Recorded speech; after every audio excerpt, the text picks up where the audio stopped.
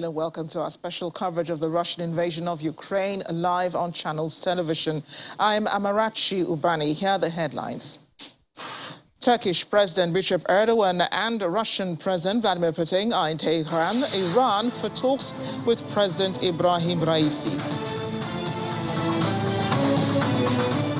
Ukraine's President Volodymyr Zelensky says a personnel audit of the security service is underway and dismissal of 28 more officials is being decided. Plus, the European Union's foreign ministers agreed to another $507 million of funding to supply arms to Ukraine.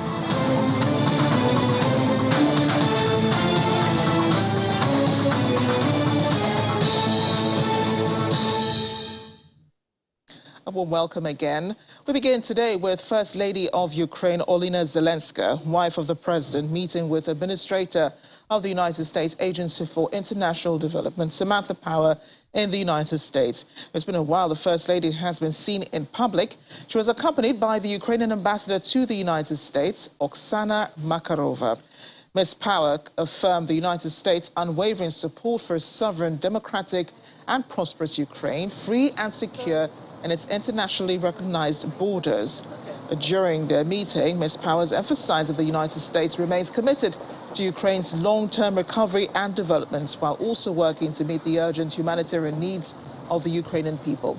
Both women discussed the immediate and escalating healthcare needs in Ukraine, a tragic result of the Russian invasion. They both agreed that Ukraine and its international partners must continue to balance responding to urgent priorities with planning for the country's future recovery.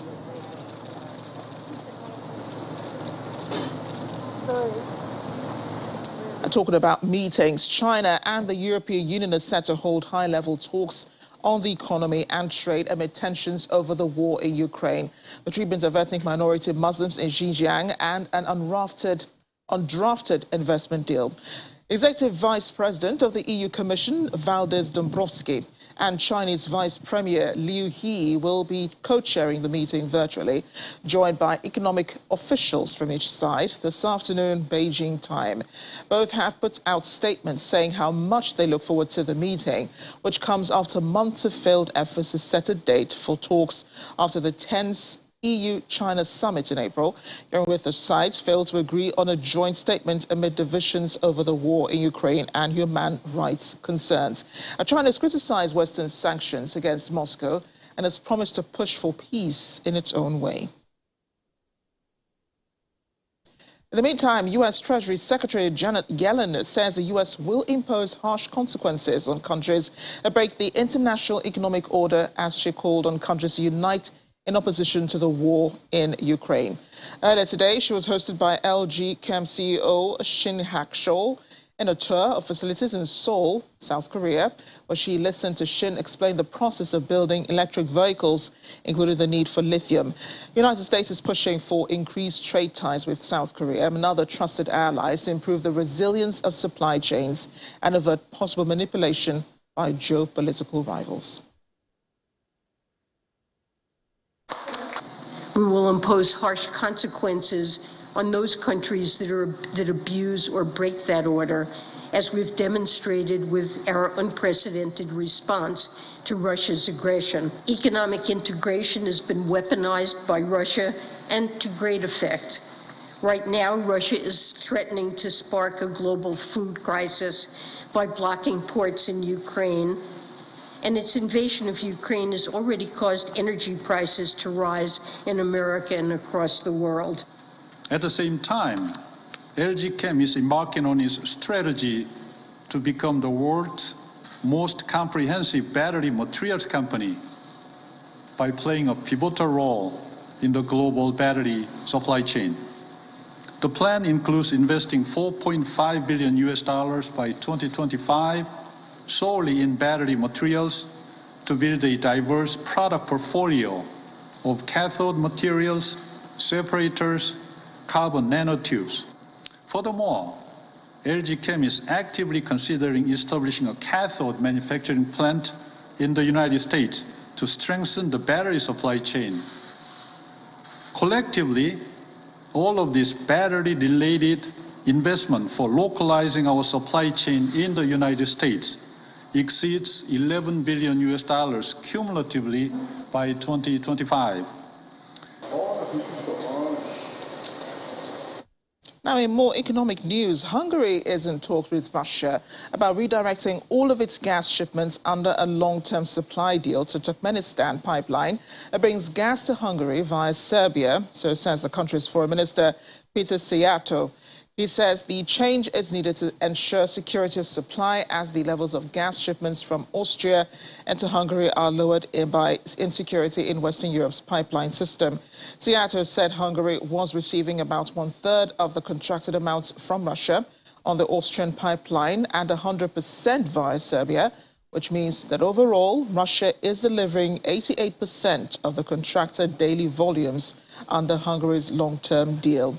Under the deal signed last year before the start of the war in neighboring Ukraine, Hungary receives 3.5 billion cubic meters of gas per year via Bulgaria and Serbia. Under the deal with Russia, and a further 1 BCM via pipeline from Austria. Agreement with Gazprom is for 15 years with an option to modify purchased quantities after 10.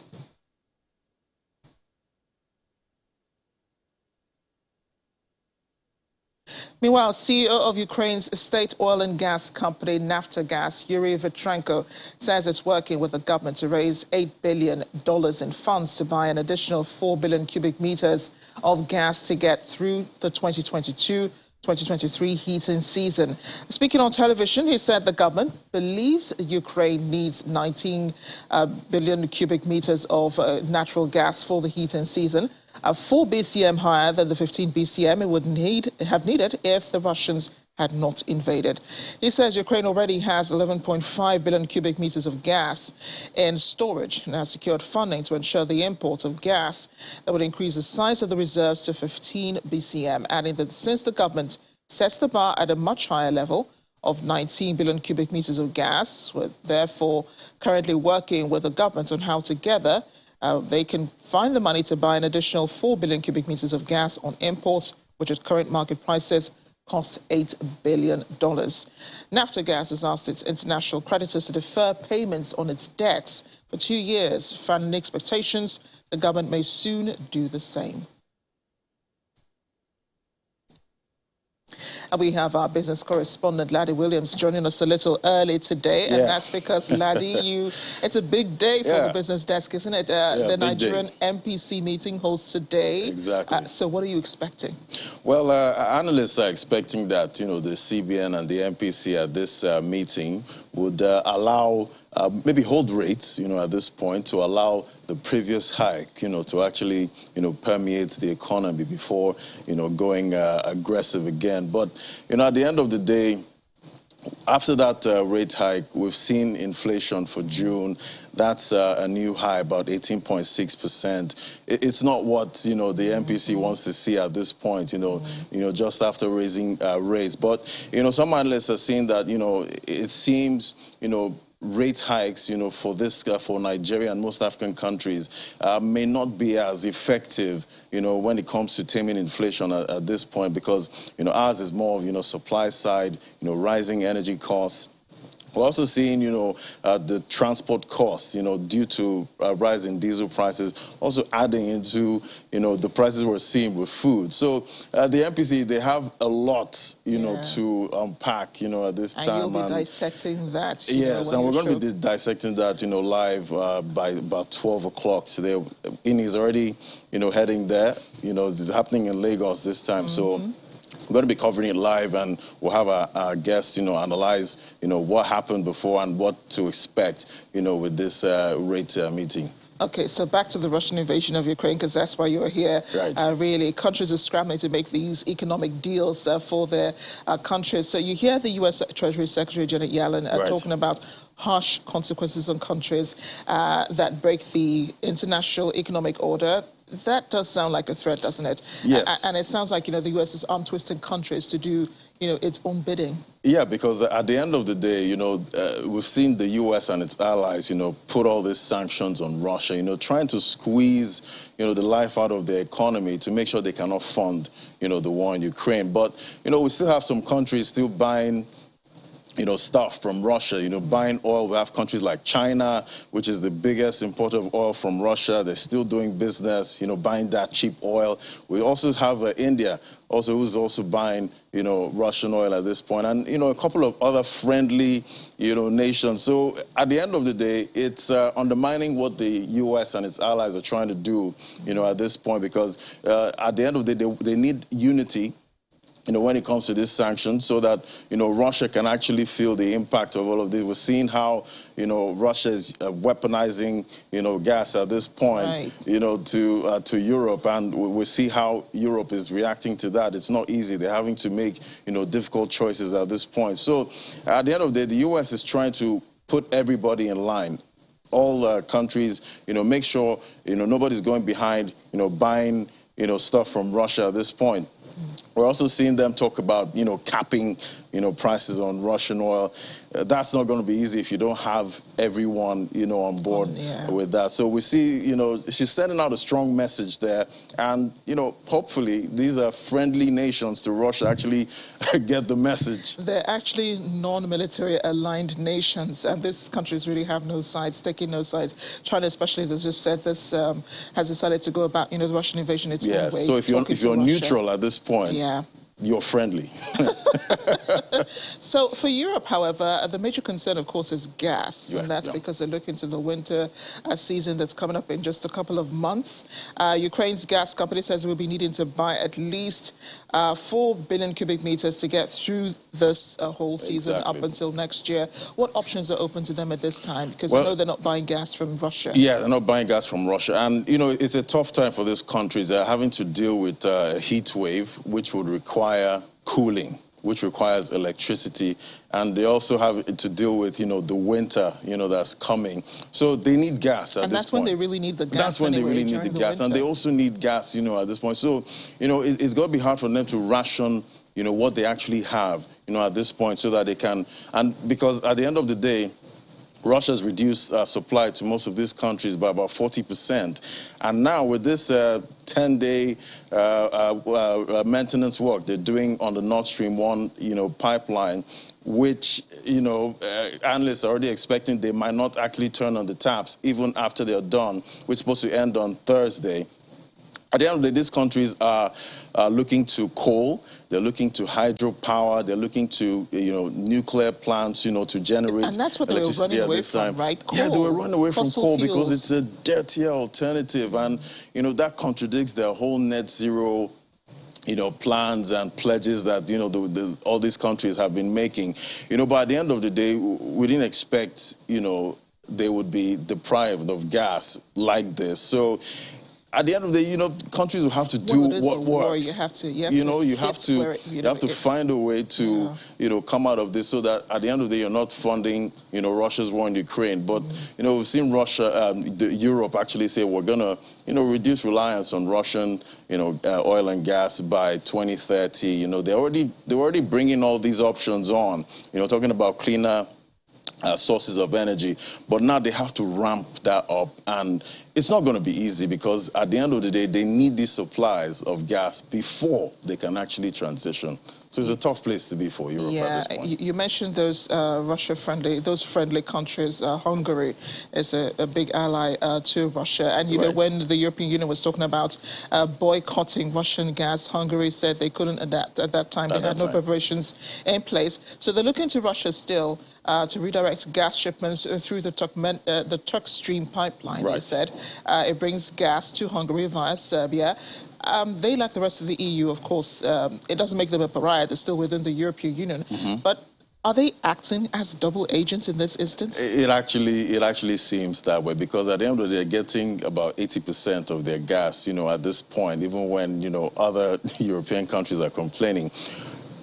They're at risk of, secondary, sanctions at this point. But we know Hungary, they need this gas. Their economy is not doing so well at this point, and it would be a tough decision, for the U.S. and its allies to actually look at saying, okay, you know what, we're gonna, sanction Hungary for, still buying all of this. But they have a lot they're dealing with. They're dealing with economic issues at this point. And to deprive that economy of the gas they actually need would be a very, very, very tough. It'll be very tough for them at this point. So we're seeing them, try as much as they can to play both sides and see if, they get what they need and also, have their friendly status, with Russia at this point. But they also need that friendly status with the rest of the world. So it remains to be seen how all of this plays out. But Hungary, they've made their decision, and no one can actually fault them at this point. They're doing all they can to, protect their economy. Yeah, economic interest above all else. Economic and national interest, I think, above all else. Finally, Ladi, before I let you go, that meeting between China and the European Union, it's been months coming. They've been trying to hold this meeting, finally doing it virtually, of course. But what can we expect, Where can they meet? What would be the meeting point for both of them? Because there are different points on this war in Russia, different points in Ukraine. And we see obviously China is neutral, when it comes to, the sanctions, they're putting on Russia. They're not in support of these sanctions. And we know China, they also have their own issues, when it comes to Taiwan and, most of all these other countries. And they're learning from what's happening with Russia right now. They're seeing that, if we also want to, work on our own interests when it comes to most of these countries, they've seen what the U.S. and its allies can do. And they're watching, they're, seeing that at the end of the day, they have to, play their cards right. And with Europe now going through what it's going through with Russia, this meeting is going to be power-packed. They're going to be talking about trade ties, and we're talking about economic ties and all of that. So we'll see Europe try to, bring China to its side, see how they can also join. Yeah, but I'm trying to understand the push-pull, here, because Europe is trying to bring China in. Yes. And then the U.S. is trying to keep China out. Exactly. So we still have, the U.S., they have their reservations, when it comes to China. That's been ongoing for a while now. And we know that China is not, ready to be pushed around. They want to do what they want to do. But at the end of the day, what they're doing is kind of undermining, most of these sanctions that we're seeing, the U.S. and its allies try to put on Russia. And we're also seeing them, carry on as usual, and that's it's not helping. It's not helping, with the plan for U.S. and its allies. And at the end of the day, we'll see Russia still, holding on with all of this, with their friendly nations. They're quite strong nations. China is really strong, and it's the second. They are helping in the world, the Russian economy when it comes to most of the purchases from China. So at the end of the day, the U.S. and its allies have to find a way to bring China, but it doesn't seem likely at all. Economic and national interest above all else. Ladi, it's been a real pleasure speaking with you. Thank you. Thanks for sitting in today. Have a great show later on. All the best. Thank you. Now, in other news, Turkish President Tayyip Recep Erdogan has arrived in Tehran ahead of talks with Iranian President Ibrahim Raisi and Russian President Vladimir Putin. Presidents Erdogan and Putin will meet in Tehran to discuss a deal aimed at resuming Ukraine's Black Sea grain exports and Erdogan's threat to launch another operation in northern Syria, which Moscow opposes. Now, in Syria, Russia and Iran prevailed in their support for President Bashar al-Assad against the West, which called repeatedly for him to be toppled since the Syrian war began in 2011. Talks with Erdogan will focus on a plan to get Ukrainian grain exports moving again and Turkey's threat to launch new military operations in Syria to extend 30 kilometers deep safe zones along the border. According to a senior Turkish official, the discussions with the Russian president will focus on grains, Syria and Ukraine, and that will try to solve the issues of grain exports, Russia, Ukraine and Turkey. And the United Nations are expected to sign a deal later this week aimed at resuming the shipping of grain from Ukraine across the Black Sea.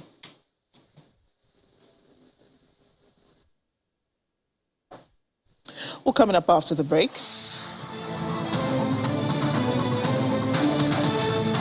Well, a looming energy crisis up ahead as leaders around the world try to resolve that. Stay with us.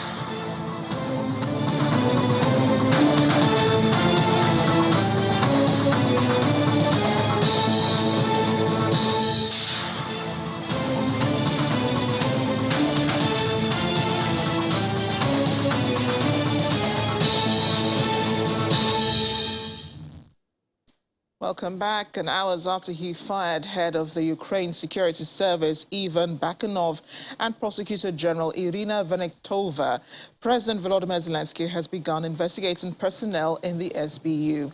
The careers of SBU Security Service Chief Ivan Bakanov and Prosecutor General Irina Venediktova had personified Zelensky's policy of putting young loyalists in charge of fighting corruption since the former TV comic came to power in 2019.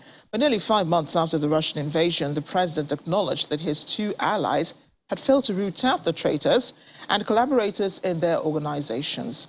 In his regular nightly address, he mentioned that a personnel audit of the security service was taking place and the issue of dismissal of 28 officials is being considered.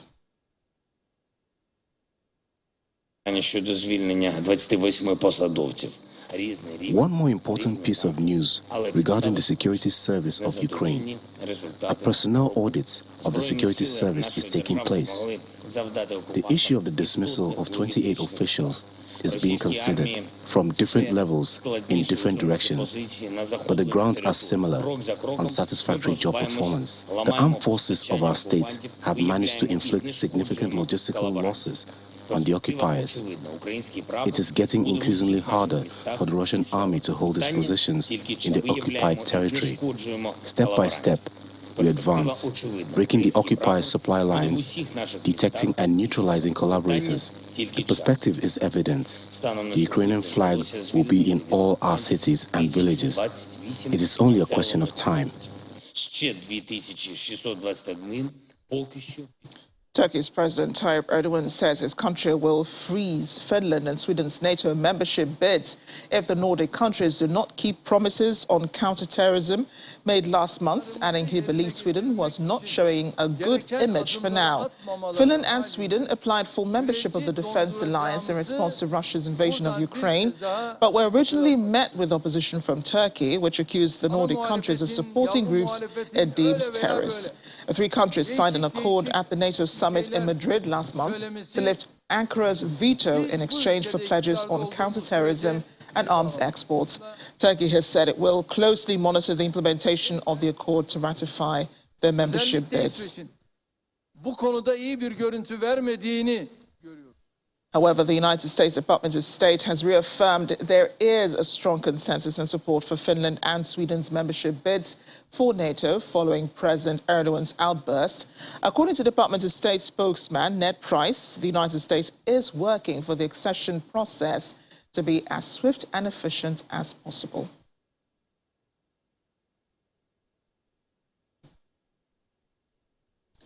All that reports later. Meanwhile, the U.S. State Department says the United States will keep up intelligence exchanges with Ukraine despite recent personnel changes in the inner circle of President Volodymyr Zelensky. It follows the news of the suspension of two key figures in Zelensky's government, citing their failure to root out Russian spies. Ned Price, a spokesperson for the State Department, said the U.S. had built relationships with the institutions and will collaborate with the incoming officials on the Ukrainian government. We do have an intelligence sharing relationship with our Ukrainian counterparts. That is, we continue to proceed ahead with that. It's an important element of the assistance that we are providing to our Ukrainian partners in an effort to help them defend themselves. We've invested in the institution. Of course, there had been a relationship between the prosecutor general and individuals in this building and throughout the interagency. But I'm confident that that personal relationship can be built between people like Beth Van Schaack and others with the incoming prosecutor general. Meanwhile, European Union foreign ministers have agreed to another 500 million euros of EU funding to supply arms to Ukraine, taking the bloc's security support to 2.5 billion euros since Russian forces swept into Ukraine on February 24. The money should help the EU buy more equipment and supplies for the Ukrainians, including lethal weaponry that the bloc says should be used for defensive purposes. The EU approved the first tranche of the aid just after Russia's invasion began, in what was described by EU officials as a watershed moment for a bloc long wary of military involvement beyond its borders. After blaming Russia for the ongoing food crisis and accusing it of violence in Ukraine, a bloc's top diplomat called on EU members to resist democratic fatigue. After 6 rounds of EU sanctions on Russia, rising food and energy prices in Europe, and a war that neither Ukraine nor Russia can easily win, Foreign Policy Chief Josep Borrell says EU members have to stick to the sanctions it imposed on the Russian economy. Rising prices we are terrified by the violence of the Russia aggression against civilian people in Ukraine. And there are also disturbing reports about the use of sexual violence as a weapon of war by the Russian troops. Russia continues to target fields and food stocks. Everybody has seen the images of wheat fields being burned. They continue blocking the exports from Ukraine. They are responsible for the hunger in the world. The war will continue. We will continue supporting. And that's why I have proposed the next tranche of the European Peace Facility, allocating 500 million more. It has been a political agreement on supporting this proposal. And the decision will be taken on the next days, but today the ministers agreed on that. I am sure Putin is counting on the democratic fatigue. I'm sure. He believes that democracies are weak, and the news hides the news. And look, no, the European societies cannot afford fatigue. The European societies and the European Union member states governments have to continue standing behind the decision they have taken. They took the decisions on restrictive measures on the Russian economy, and they have to stick to it. Food and fertilizers exports. The Ukrainian military says its forces are resisting attacks by Russian forces in the eastern Donetsk region. Ukrainian troops fired howitzers in the eastern Donbas area, where heavy fighting against Russian forces is ongoing. Servicemen were seen firing M777 and FH-70 howitzers donated by the Allies, including the United States, in the direction of the enemy's position. American instructors in European countries have been training groups of Ukrainian artillerymen since April on the howitzers, while the focus on the war, now almost in its 5th month, has moved to Ukraine's eastern Donbas region. Russian forces have been striking cities elsewhere in the country with missiles and rockets.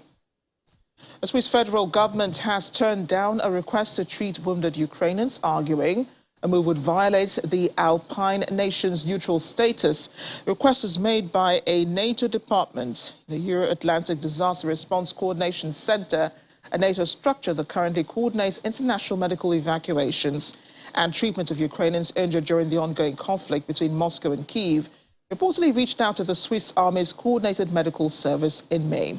The military bloc sought aid from Swiss medics in caring for not just Ukrainian soldiers, but for civilians in need of hospital treatment. Switzerland's National Association of Health Service Providers then said it was fundamentally open to the idea of admitting injured Ukrainians to Swiss health facilities. The Federal Health Office signaled its approval as well. In mid-June, the idea, however, was turned down by the Foreign Affairs Department, which said any such admission would be impossible for legal and practical reasons.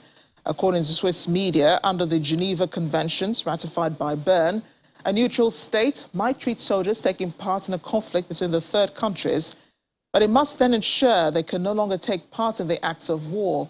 Otherwise, such a nation would lose its neutral status. The exact scale of the aid is still being discussed. Meanwhile, Ukrainian authorities say Russian forces have kept up their bombardment of cities across Ukraine with intense shelling of Sumy in the north, cluster bombs targeting Mykolaiv, and a missile attack in Odessa in the south.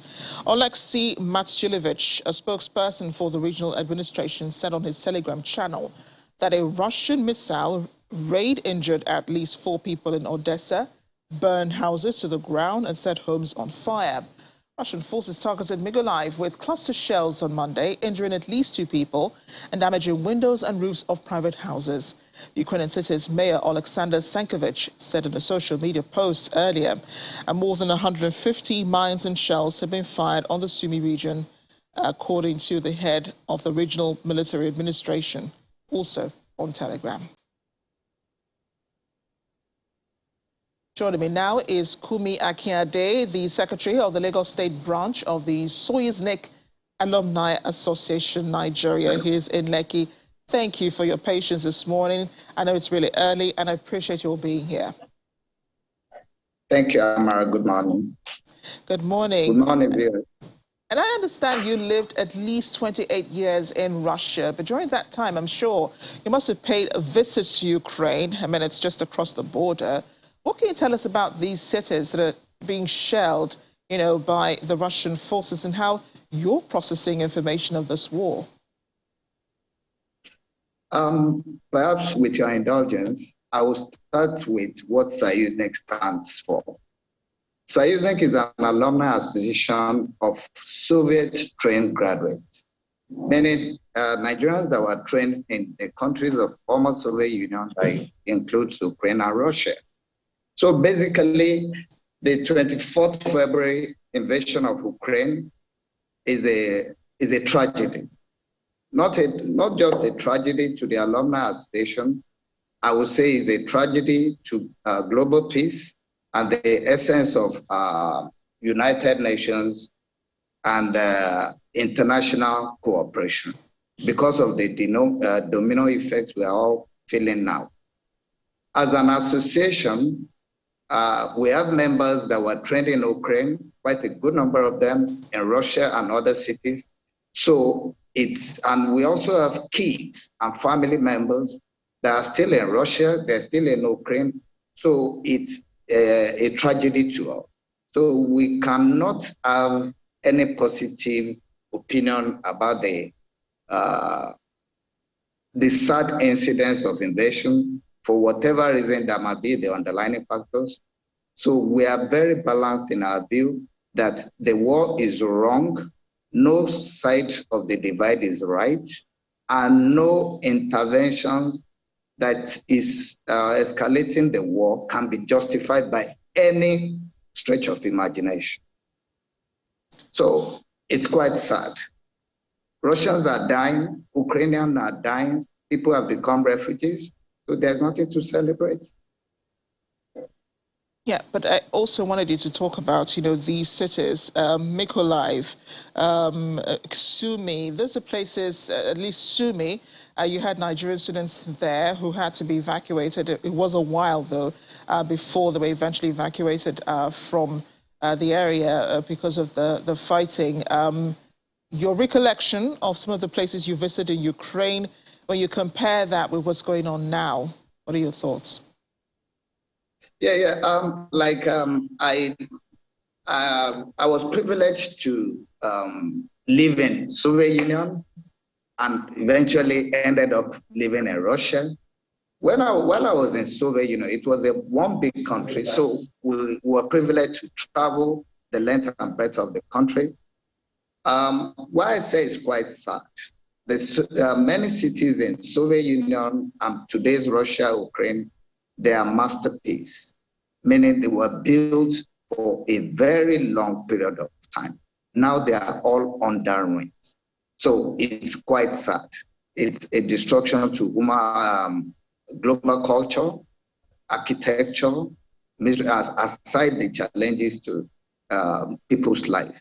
And with all we have been saying, these are ruins, and that's a theater war. And we know in theater war, it's always of ruins. Even the rebuilding of those cities will not just take more than decades. That perhaps these generations may not even see it come back to its original size before the invasion. Yeah, that's a huge chunk of history just taken out of Ukraine. Now, it's already been established that there is an information blackout in Russia regarding this war. Russia is telling its people it's in Ukraine on a military operation, it says. It's trying to resolve issues in Ukraine. And there's a lot of propaganda going on both sides, I might add. What sort of propaganda do you think Russia is further propagating in Russia to its citizens regarding Ukraine? Well, however we may look at it, the battlefield actually includes the media, which we have been experiencing. With due respect, by the charter of our association, we cannot take sides. Even the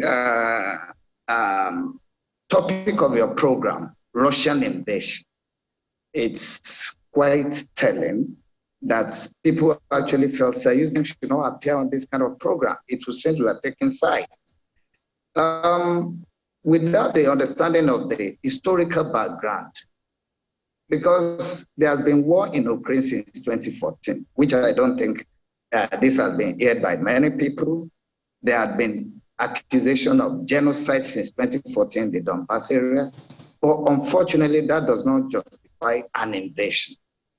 And the international community responded adequately. I think this catastrophe could have been averted, but perhaps it serves other interests, which is quite unfortunate. But I think if the world could divert or actually give less than 1% of the kind of effort there has been at making sure there is a winner, making sure Ukraine does not concede. If they had diverted it to mediation, we wouldn't have been having this casualty. But you know that there was mediation at the beginning. Sorry to interrupt, but there was mediation at the beginning. And because mediation did not work, or let's just say Russia seemed insincere with the mediation process, it's the reason why this is happening, and these other countries back in Ukraine are taking the position that they're taking because they want Russia to stop. But perhaps if we look at the cost, that is at what cost that is coming. Ukraine needs food. Ukraine needs development, not guns. Guns don't build life. It don't build cities. So it's about the domino effect.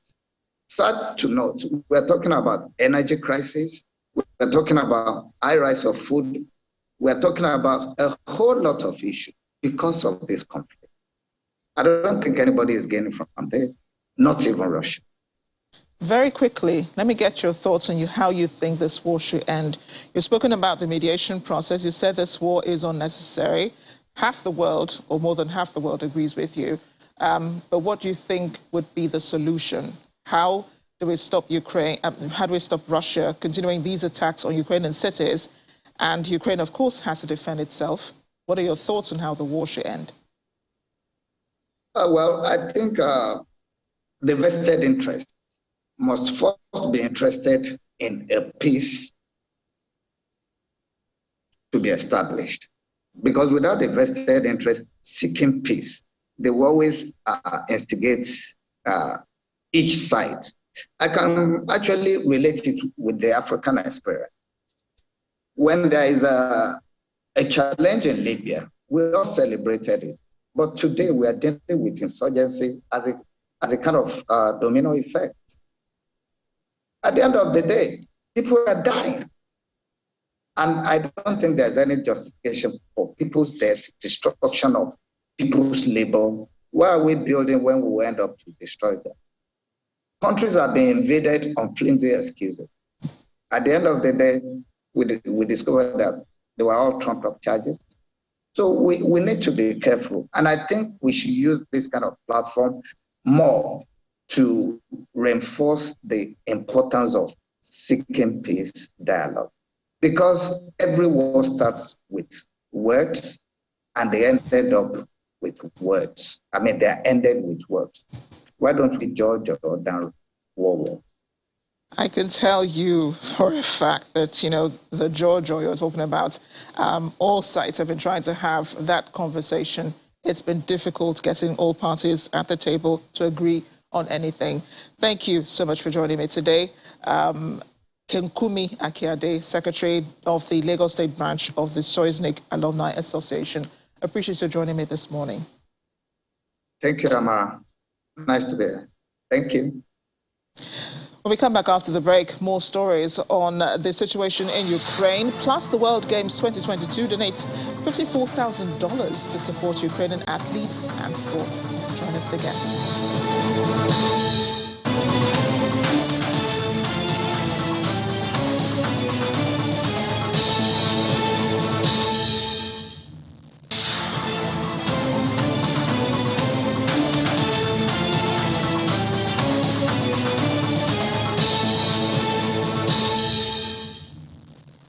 Welcome back. In Germany, Foreign Minister Annalena Baerbock says renewable energy is freedom energy during times of war, and Russia's invasion of Ukraine acted like a booster for green power.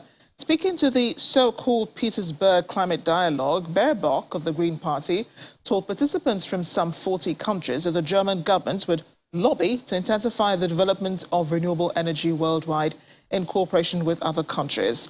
Baerbock said the climate crisis had become the biggest security problem for all people on the planet. The two-day Berlin meeting comes ahead of the November COP27 climate conference in the Egyptian Red Sea resort of Sharm el-Sheikh. German Chancellor Olaf Scholz and Egypt's President Abdel Fattah al-Sisi are expected to address the climate gathering.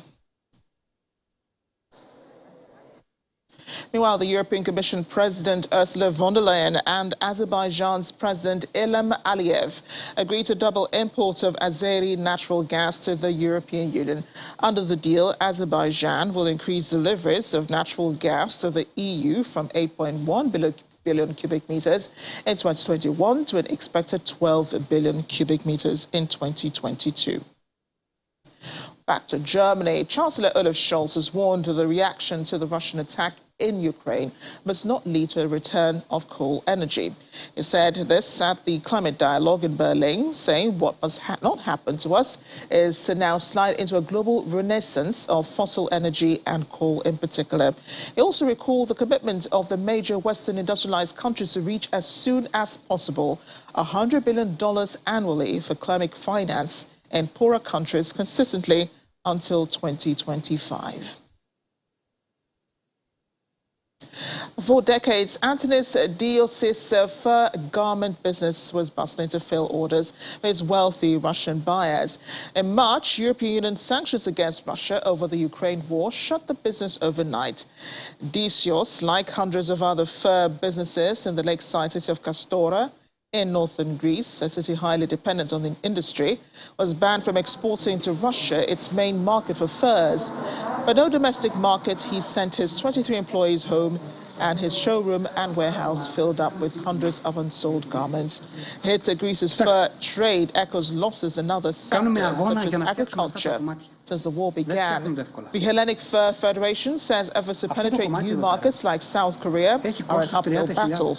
The sanctions also ban shops from selling to Russian tourists in Greece because fur is considered a luxury good. So far, the country's roughly 2,000 mostly family-run businesses, which employ about 4,000 people, have been supported by state aid, allowing them to avoid firings. The measure in place for 3 months until September allows businesses to suspend contracts of 80% of their workers who will receive state benefits. Fur garments are among Greece's top 10 exports, but they've been declining over the years. Government officials said the industry would be supported, but acknowledged the need for shifts to other activities as well. And when Alisa Kovalenko signed up to fight for Ukraine, she said she was driven by outrage over Russia's invasion of her home. and memories of the sexual assault she survived during battles with Moscow-backed separatists 8 years earlier. A film director is best known for her documentaries, including her sister Zoe and Alisa in Warland. But days after Russian forces charged in on February 24, she put down her camera, suspended most work on her latest production, and volunteered to fight on the East Front. Alisa says she's been living in the Kyiv suburbs with her father when she's not fighting as a soldier near Kharkiv.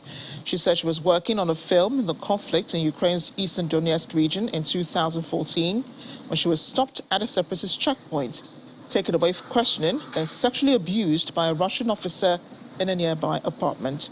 Russian authorities have not responded to requests for comments on Kavalenko's account, but Moscow regularly denies sending officers and troops to the separatists at the time and has since dismissed all accusations that its forces have committed acts of sexual violence, calling them lies and propaganda.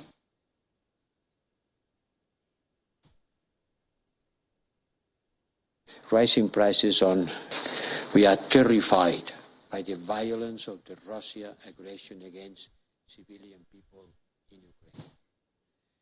Sorry about that. World Games 2022 has donated $54,000 to support Ukrainian athletes and sports in response to the destruction caused by the Russian invasion.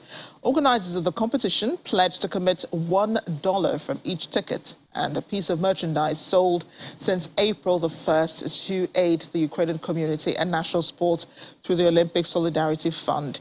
Ukraine's World Games delegation won 16 gold, 12 silver and 17 bronze medals to finish third in the medals table behind Germany and the United States.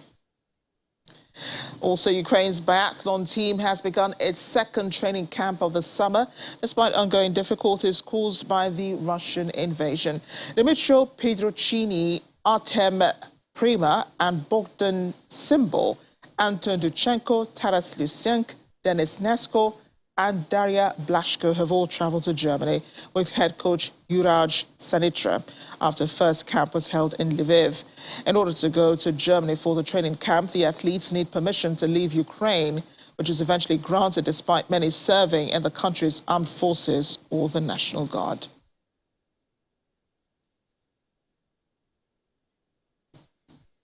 Finally, thousands of worshippers gathered at the Holy Trinity St. Sergius Lavra Monastery in the Russian town of Sergiev Posad to see one of the most revered pieces of religious artwork in the country. The famous Holy Trinity icon, which was created by Russian painter Andrei Rublev in the 15th century, had been brought from its usual home in the state Tretyakov Gallery in Moscow to the monastery for a two-day exhibition. The icon returned home for the first time since 1917 for celebrations marking the 600th anniversary of the uncovering of the relics of St. Sergius of Radonezh. Worshippers in Sergiev Posad said the return of the icon, even for a few days, is a huge event. One of the monastery's priest monks said there was, at present, no discussion over the icon returning there on a permanent basis, but described the temporary exhibitions as nothing short of a miracle. Собравшим под свои знамена больше могучим и сильным государством. И на его стороне была не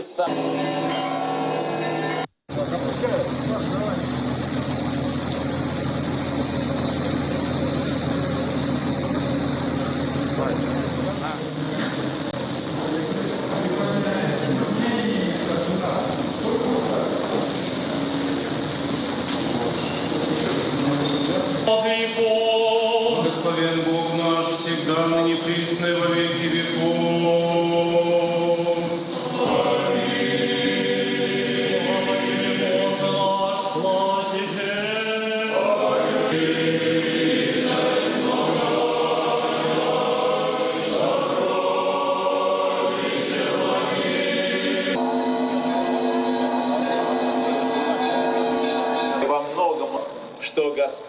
And that's the program today. Thanks for watching. I am Amarachi Bani.